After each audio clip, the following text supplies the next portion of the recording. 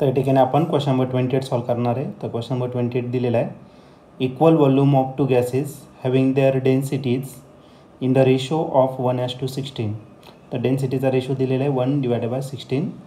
Exert equal pressure, तर pressure दोघांचा equal आहे on the walls of two container. तर कंटेनरच्या वॉल्सवरती इक्वल प्रेशर या ठिकाणी एक्झर्ट होतो आहे.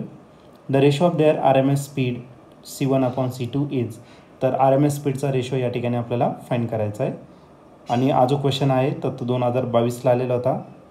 तर याच्या 4 ऑप्शनपैकी पहिलं जे ऑप्शन आहे ए ते आहे 4:1, बी आहे 8:1, सी आहे 1:8 आणि डी ऑप्शन आहे 1:4. तर या 4 ऑप्शनपैकी या क्वेश्चनचा करेक्ट आन्सर कोणता असणार आहे तर ते आपण सॉल्व करूया आणि नंतर मग डिसाईड करूया. तर या क्वेश्चनमध्ये आपल्याला equal volume of two gases दिलेले आहे. तर गॅस दिलेले आहे, त्याचं वॉल्यूम काय आहे, इक्वल आहे. V1 इज इक्वल टू काय तर V2, वॉल्यूम काय दोघांचं इक्वल. त्यानंतर त्याचं जी डेन्सिटी दिलेली आहे त्या डेन्सिटीचा रेशो आहे 1:16. मग ρ1/ρ2 दिलेला आहे, तो दिलेला आहे 1/16 इतका दिलेला आहे.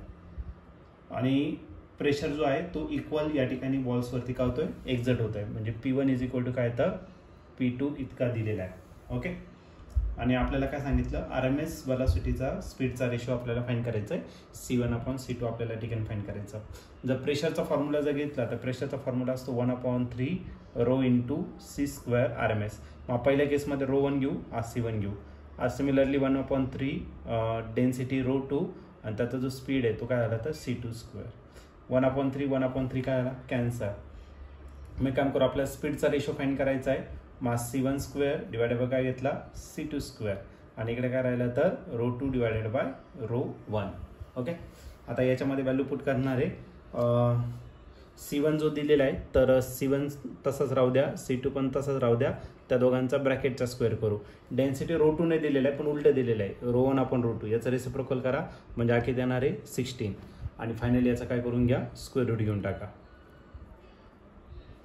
टेकिंग स्क्वेअर रूट जर घेतला तर C1/C2 आपल्याला किती भेटेल तर 4. आणि हा आपल्याला रेशोमध्ये काढायचा असेल तर तुम्ही काय करा तर (1 करा. 4:1 त्याचं काय असणार तर फायनल आन्सर असेल. आणि ऑप्शन जर या ठिकाणी तुम्ही चेक केलं तर ऑप्शन नंबर ए जो आहे तो या ठिकाणी करेक्टली मॅच होतोय. मग या क्वेश्चनचं जे आन्सर असणार आहे ते असणार आहे ऑप्शन ए. ऑप्शन ए म्हणजेच C1/C2 इज इक्वल टू 4:1.